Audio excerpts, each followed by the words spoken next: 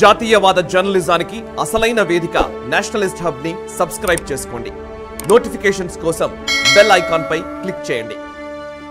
అభిషేక్ గారు, జమ్మూ కాశ్మీర్లో అసెంబ్లీ ఎన్నికలు జరపడానికి అన్ని పార్టీలు, కేంద్రం, ఎన్నికల సంఘం సిద్ధమవుతున్నట్టుగా తెలుస్తోంది. బహుశా అమర్నాథ్ యాత్ర ముగిసిన తర్వాత ఈ ప్రక్రియ ప్రారంభమయ్యే అవకాశం కనిపిస్తోంది.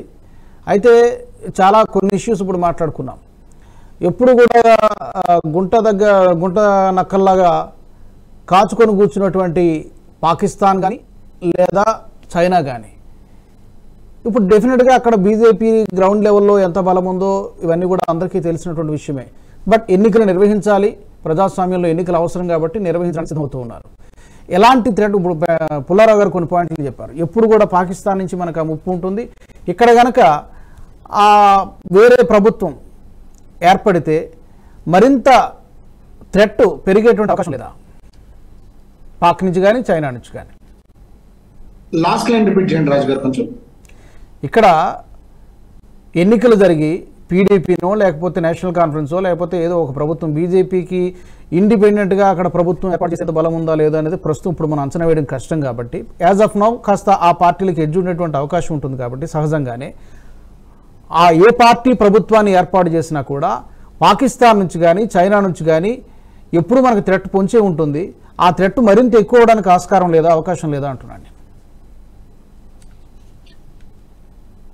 అంటే ఆర్టికల్ 370 అడ్డు పెట్టుకొని ఆ పార్టీలో పీడీపీ పార్టీ కానివ్వండి, నేషనల్ కాన్ఫరెన్స్ కానివ్వండి, ఏ విధంగా అయితే కాశ్మీరీ ప్రజల యొక్క అభివృద్ధిని కానివ్వండి, వారి యొక్క సంక్షేమాన్ని కానివ్వండి, అక్కడ వెనుకబాటుతనం రావడానికి కారణంగా, అంటే బడ్జెట్ తో పోల్చుకుంటే ఇతర రాష్ట్రాలన్నిటికన్నా కూడా కాశ్మీర్కి ఎప్పుడైనా కూడా అక్కడ ఉండే జనాభా నిష్పత్తితో మనం చూస్తే కనుక ఒక పెద్దపీట వేయడం సహజంగానే. బార్డర్ లో ఉండే రాష్ట్రం కాబట్టి అండ్ అక్కడ కొంచెం అలజడులు, అస్థిరత ఎక్కువగా ఉండే కారణం వల్ల స్వతంత్రం వచ్చినప్పటి నుండి కూడా మనము ఎక్కువ బడ్జెట్ కేటాయింపులు చేసి కూడా ఇవాళ మనం జీవన ప్రమాణాలు చూసుకున్నట్టయితే కనుక ఇతర రాష్ట్రాల్లో పక్కనే ఉన్న హర్యానా, ఉత్తరాఖండ్ అండ్ పంజాబ్ తో పోల్చుకున్నా, అంటే భౌగోళికంగా కొంచెం సిమిలర్ గా ఉండే రాష్ట్రాలు కాబట్టి ఉత్తరాఖండ్, హిమాచల్ లాంటి ప్రదేశాలు మనం చూసుకున్నా కూడా అవి ఎంతో అభివృద్ధి చెందుతున్నాయి. అంటే పరిశ్రమలు రావడము లేదా టూరిజం తప్పిస్తే కాశ్మీర్ లో ఎటువంటి ఉపాధి అవకాశాలు అన్నవి లేకుండా పూర్తిగా అక్కడ వ్యవస్థని భ్రష్టు పట్టించారు. అండ్ 90s తర్వాత వ్యాలీలో జరిగినటువంటి అల్లర్ల వలన ఆ టూరిజం కూడా చాలా వరకు తగ్గిపోయింది. మళ్ళీ నరేంద్ర మోదీ గారు వచ్చి అక్కడ ఒక స్థిరత వచ్చిన తర్వాత security, internal security, national security అన్ని బలోపేతం జరిగిన తర్వాత మళ్ళీ మనము అక్కడ సర్చ్ చూసాం. కానీ బీజేపీ పార్టీ ఇక్కడ చేసిన ఒక చాలా చాలా ఇంపార్టెంట్ విషయాన్ని మనం గుర్తించాలండి. భావజాల పరంగా ఐడియాలజికలీ మనకు 180 degrees ఆపోజిట్ ఉన్నప్పటికీ కూడా పీడీపీ లాంటి ఒక పార్టీతో పొత్తు పెట్టుకోవడం. దీన్ దయాళ్ ఉపాధ్యాయ గారు చెప్పారండి, రాజకీయంలో అంటరానితనం అన్నది ఉండకూడదు. ఎందుకంటే రాజకీయము సమాజానికి ఒక ఎక్స్టెండెడ్ ఇదే కాబట్టి సమాజంలో ఏ విధంగా అయితే అంటరానితనం ఉండకూడదు, రాజకీయంలో కూడా అంటరానితనం ఉండకూడదు. బీజేపీ అవసరం పడితే ఏ పార్టీతోనైనా పొత్తుకెళ్తుంది. బీజేపీ తన ఐడియాలజికల్ గోల్స్ అచీవ్ చేయడం కోసం ఏ పార్టీతోనైనా పొత్తుకు వెళ్తుంది అని ఆ రోజు వారు అన్నదాన్ని ఇవాళ ఒక rarest of the rare case స్టడీగా మనం చూడొచ్చు. పీడీపీతో బీజేపీ పొత్తులో పెట్టుకున్నప్పుడు ఎంతో మంది ఆశ్చర్యపోయారు. ఇప్పుడు మరోసారి అలాంటి పొత్తు పెట్టుకునే ఛాన్స్ ఉందా, లేకపోతే సింగిల్ గా వెళ్ళడానికి ఎక్కువ అవకాశం ఉందా? అక్కడికి వస్తున్నాను.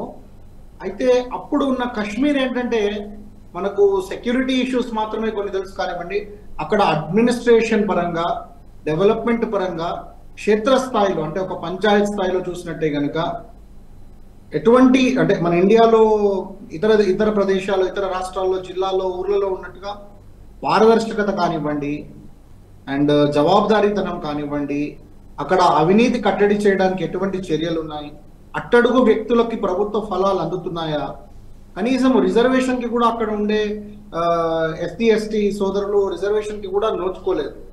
సో అట్లా అన్ని విధాలుగా ఇప్పుడు రిజర్వేషన్ ఖచ్చితంగా మన దేశంలో కొన్ని లక్షల కుటుంబాలకి స్వతంత్రం వచ్చినప్పటి నుండి కాంట్రిబ్యూట్ చేసింది వారి ఉన్నతికి, అభ్యున్నతికి. అంటే కనుక మరి 70 years గా అక్కడ ఉండే వాళ్ళు కోల్పోయారు మనం చూసినట్టయితే. అట్లా ఎన్నో నిమ్న వర్గాలకు చెందిన వాళ్ళు రకరకాలుగా మహిళా సాధికారత లేకపోవడము, యువతకి ప్రోత్సాహన లేకపోవడము, అండ్ మత ఛాందస్యవాదము, టెర్రరిజము, ఫండమెంటలిజము, రాడికలైజేషను, ఇవన్నిట్లో పూర్తిగా అక్కడి ప్రజలు చిక్కుకుపోయి డెవలప్మెంట్కి నోచుకోకుండా మనము సహజంగా కూడా క్యాల్కులేట్ చేయనటువంటి ఎన్నో పారామీటర్స్ లో వాళ్ళు వెనుకబడిపోయారు.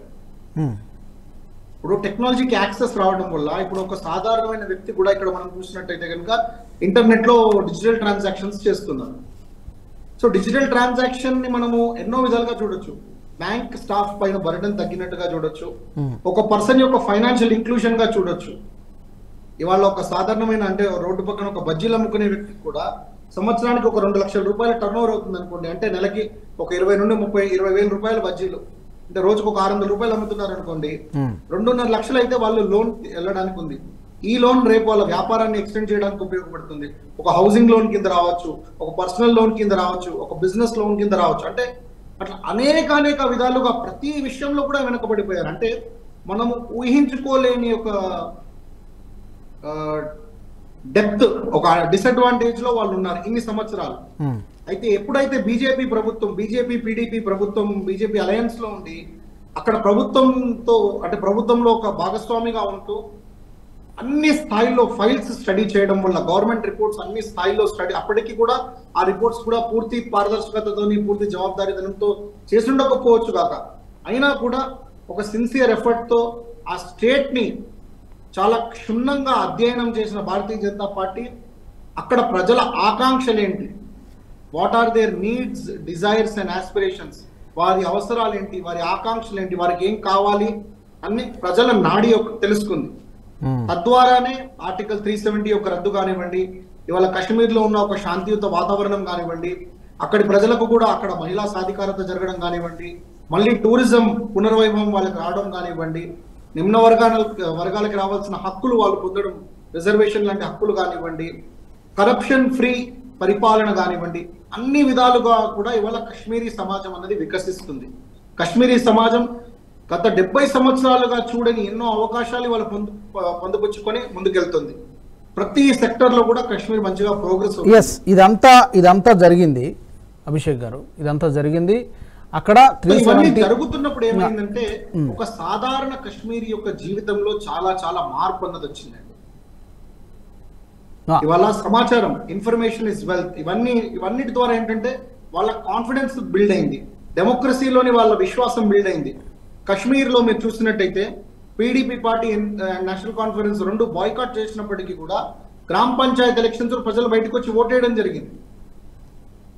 సో ఈవెన్ మొన్న శ్రీనగర్, జమ్మూ ఎన్నికల్లో కూడా పెద్ద ఎత్తున ప్రజలు తరలివచ్చారు, ఓట్లేశారు. అంటే అదే మనం ఇక్కడ చూడాల్సింది ఏంటంటే వాళ్ళ కబంధ హస్తాల్లోంచి కశ్మీరులు ఇవాళ స్వేచ్ఛ కోరుకుంటున్నామని అవకాశం దొరికినప్పుడల్లా కూడా వ్యక్తపరుస్తున్నారు వారి ఉద్దేశాన్ని, వారి ఆకాంక్షలన్నింటినీ కూడా ఇండియాకి, ప్రపంచానికి తెలియజేస్తున్నారు. దీనికి మించిన ఒక రెస్పాన్స్ ఇంకొకటి ఉండదు. నేను ఎంతో మంది కశ్మీరీస్ తో కూడా ఇంటరాక్ట్ అవుతుంటాను. మన సాయి కృష్ణ గారు కూడా ఒక కార్యక్రమంలో నా సంస్థ అయిన ఉత్కృష్ట భారత్ నిర్వహించిన కే ఫైల్స్ అనే ఒక బుక్ లాంచ్, కశ్మీర్ లో 30 ఏళ్ల పైగా అనుభవం ఉన్న ఒక ఆథర్ బషీర్ అసద్ అని వారు లాంచ్ చేసిన బుక్ రిలీజ్ లో మన మీ ఎడిటర్ సాయి కృష్ణ గారు కూడా పాల్గొనడం జరిగింది. అట్లా కశ్మీరీ సమాజంతో ఇవాళ దేశంలోని అన్ని రాష్ట్రాలు, అన్ని సమాజాలకు చెందిన వాళ్ళు కూడా రిలేషన్స్ బిల్డ్ చేసుకుంటున్నారు. అంటే ఒక అలూఫ్ గా ఉన్న ఒక కశ్మీర్ ఇవాళ మెయిన్ స్ట్రీమ్ కి వచ్చేసింది, పూర్తిగా నేషనల్ మెయిన్ స్ట్రీమ్ తో ఇంటిగ్రేట్ అవుతుంది. సో ఇటువంటి ఇంటిగ్రేషన్ జరుగుతున్నప్పుడు అందులో social interaction, cultural interaction, political interaction, religious interaction, family పరంగా ఫ్యామిలీ రిలేషన్, ఇదంతా జరుగుతోంది. డెఫినెట్ గా మీరు చెప్పింది ఇదంతా జరుగుతున్నప్పుడు తద్వారా ఎన్నో మార్పులు కూడా వస్తాయి అంటున్నాను. రాజకీయ మార్పులు, సామాజిక మార్పులు, ఆర్థిక మార్పుల యొక్క ప్రతిబింబం అండి. ఇప్పుడు వారి జీవితంలో జరిగిన గుడ్ గవర్నెన్స్, కేంద్ర ప్రభుత్వం చొరవ తీసుకొని నరేంద్ర మోదీ గారి నాయకత్వంలో జరిగిన గుడ్ గవర్నెన్స్ ఇనిషియేటివ్స్ ఏవైతే వారి జీవితంలో ఒక పాజిటివ్ చేంజెస్ ఏవైతే తీసుకొచ్చాయో, ఆ ఎకనామిక్ ట్రాన్స్ఫర్మేషన్ అండ్ ఎంపవర్మెంట్, ఆ సోషల్ ట్రాన్స్ఫర్మేషన్ అండ్ ఎంపవర్మెంట్ ఖచ్చితంగా కూడా political transformation and political empowerment గా వారికి కాన్ఫిడెన్స్ ఇస్తున్నాయి. దాన్ని మనం మీరు చెప్పినట్టుగా శ్రీనగర్ జమ్మూ ఎన్నికల్లో కూడా చూసాము, అంతకుముందు పంచాయతీ ఎలక్షన్ లో కూడా చూసాము. రాబో ఎన్నికల్లో కూడా ప్రజా తీర్పు సుస్పష్టంగా ఉండబోతుంది.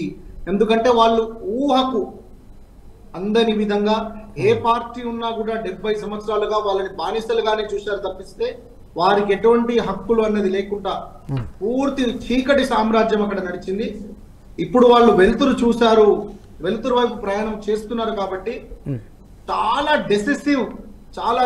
డెసిసివ్ ఓటింగ్ అన్నది ఇప్పుడు చైతన్యపరులైన కశ్మీరీ పౌరులు చేస్తారని, ఇది మన మరొక కేస్ స్టడీ, ఒక క్లాసికల్ ఎగ్జాంపుల్ గా ఉంటుంది.